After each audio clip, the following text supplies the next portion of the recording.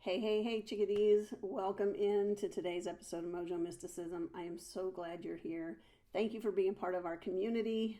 If you want to get more of these in your inbox and in your feed, please hit subscribe or follow, depending on what channel or what type of social media platform you're on, so that you can get these every morning or evening or whenever, whenever they get posted. So, all right, so today we are pulling once again from the Shaman's Dream Oracle by 𝗦𝘬𝗿𝗲𝗿 and my future friend 𝗦𝘬𝗿𝗲𝗿.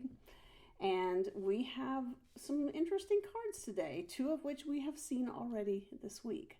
So the first card that came out is card 45, again, Repairing the Veil. Repairing the Veil. Right, and this one's all about just forgiveness, and it's actually, forgiveness really isn't for the other person, right? We don't ask forgiveness for other people, and we don't forgive other people for their own benefit. We really primarily should do it for ourselves. So when we're talking about repairing the veil and forgiveness here, we're really talking about that state that we are in. So the second card is Fool's Embrace, number 22. We just saw this one yesterday. Fool's Embrace. This is about transmutation of pain. However, it is also about holding two things at once, right? Two different emotional states at the same time. And whichever one is predominant is the one that you're vibrating at. So just so you know. And then the third card we got, this card's new to us this week. This is card 53. This is Stranger. Stranger. So this is about curiosity. Okay, curiosity.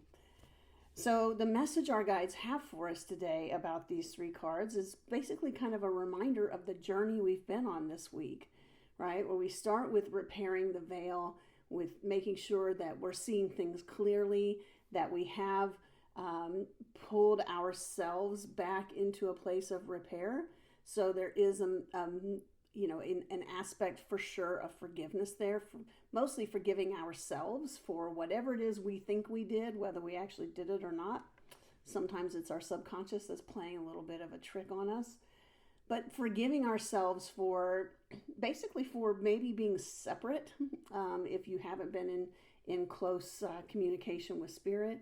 You may need to forgive yourself for that and repair that veil by moving closer. It could be that there's a rift between you and another person that needs to be repaired. But again, it's about repairing the veil itself. So that card then comes in and pairs up today with the card that we got yesterday, which is the Fool's Embrace, that transmutation of pain.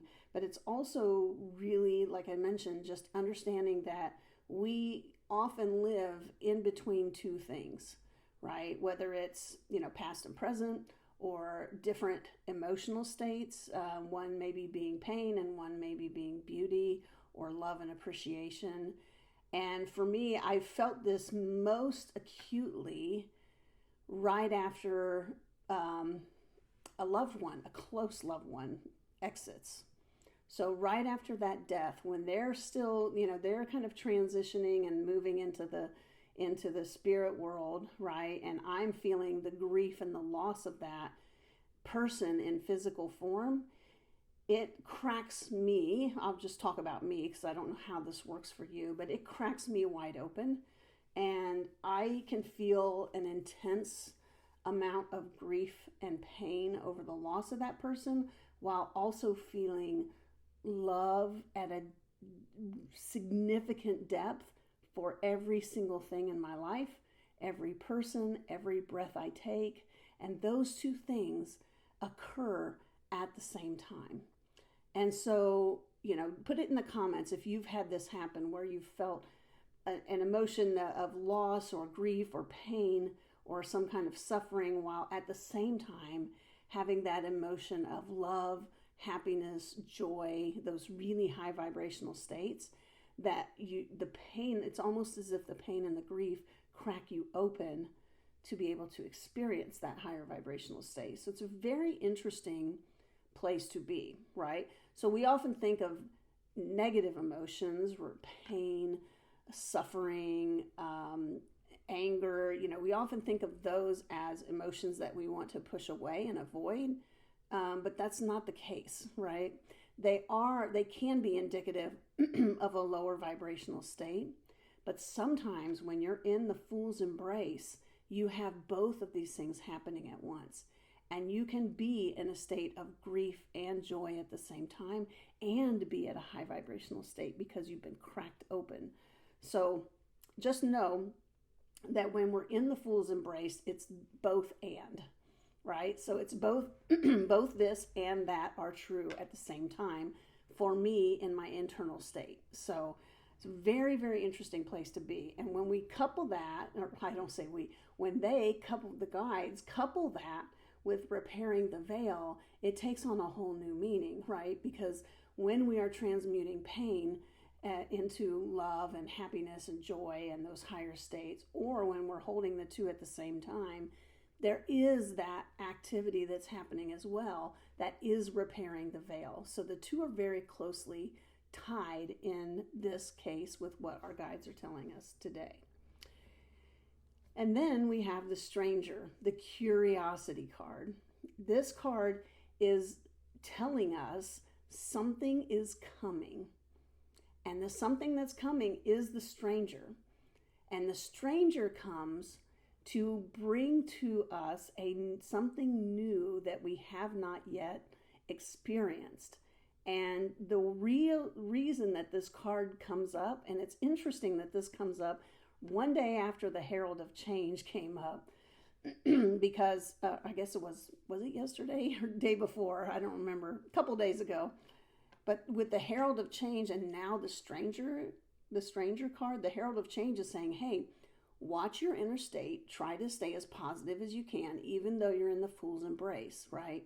And then today we see the stranger card because that's what's coming in. So we want to welcome that by being in a positive state as much as we can be and staying there. And when we stay there, we remain in the curiosity about what's being presented to us. So when whatever it is that you're being invited to participate in shows up, don't push it away. Even if you're having a strong reaction, don't push it away too quickly. We want to be discerning with this for sure, right? Of course, and always discernment plays a huge role in what we do. However, what we're being asked to do is expand ourselves a little bit. So we may see someone showing up in our lives or being introduced into our lives that is someone from a background that we don't have a lot of experience with and don't have a lot of historic interaction with people from this specific background. It can look like an invitation to do something you've never done before. And so there's myriad ways that this can show up in your life. But just know that when the stranger comes to you, it doesn't mean push it away. It means be and remain in curiosity about what this thing is, how it might expand you, how you might actually be able to learn from this, and remain open to it. So that's what the message is today. Continue to repair the veil that we started repairing earlier this week. Continue the transmutation of pain that we started yesterday and it continues today. And understand that in the midst of all of this, and likely because of all of this, we're going to see the stranger show up in our lives. And so stay curious, my friends. Stay curious. All right, chickadees, thank you so much for joining us. I hope you have a fabulous day today. I love you, and we'll see you next week. Mwah.